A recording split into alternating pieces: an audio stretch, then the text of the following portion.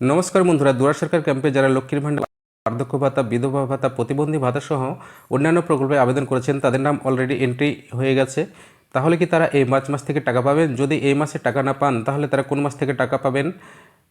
বা যারা আগে থেকে টাকা পাচ্ছেন তাদের টাকা এই মাসের কত তারিখের মধ্যে তাদের অ্যাকাউন্টে ঢুকবে, তার সমস্ত তথ্য এই ভিডিওর মাধ্যমে আলোচনা করা হয়েছে। তাই ভিডিওটি স্কিপ না করে সম্পূর্ণ দেখবেন এবং চ্যানেলে নতুন হয়ে থাকলে চ্যানেলটিকে সাবস্ক্রাইব করে বেল নোটিফিকেশনটি অন করে রাখবেন। তো চলুন ভিডিওটি দেখে নিই। মার্চ মাসের টাকা কবে আসবে? লক্ষ্মীর ভাণ্ডার ও অন্যান্য ভাতা নিয়ে বড় সুখবর। মার্চ মাস তো পড়ে গিয়েছে, লক্ষ্মীর ভাণ্ডার, বৃদ্ধ ভাতা, বিধবা ভাতা কবে পাবেন তাহলে? এই প্রশ্নের উত্তর নিয়ে হাজির আমরা।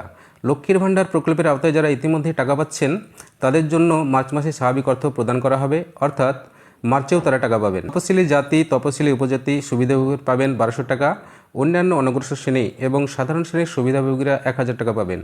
এই অর্থ প্রদান 7 মার্চ থেকে 10 মার্চের মধ্যে সুবিধাভোগীদের ব্যাংক অ্যাকাউন্টে জমা করে দেওয়া হবে।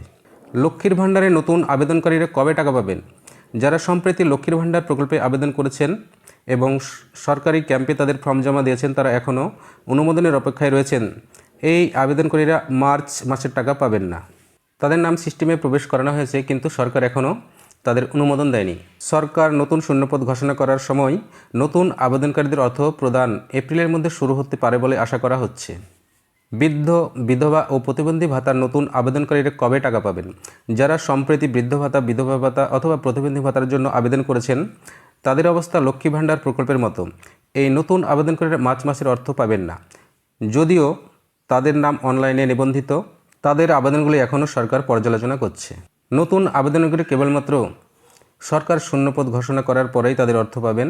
শূন্যপদ ঘোষণা করার পরে এই নতুন সুবিধাভোগীর অর্থ প্রদানের জন্য যোগ্য হবেন। বার্ধক্য, বিধবা এবং প্রতিবন্ধী ভাতার টাকা কবে পাবেন? যারা ইতিমধ্যে বার্ধক্য ভাতা, বিধবা ভাতা, প্রতিবন্ধী ভাতা প্রকল্পের আওতায় টাকা পাচ্ছেন তারা মার্চ মাসে 1000 টাকা পাবেন।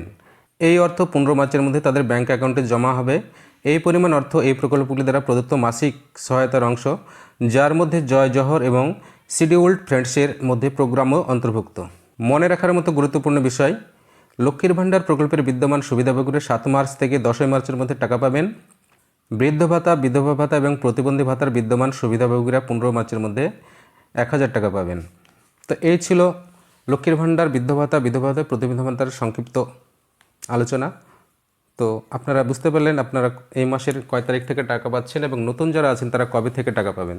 তো ভিডিওটি ভালো লাগলে চ্যানেলটিকে সাবস্ক্রাইব করে বেল নোটিফিকেশনটি অন করে রাখবেন এবং সঙ্গে থাকবেন। ধন্যবাদ সকলকে।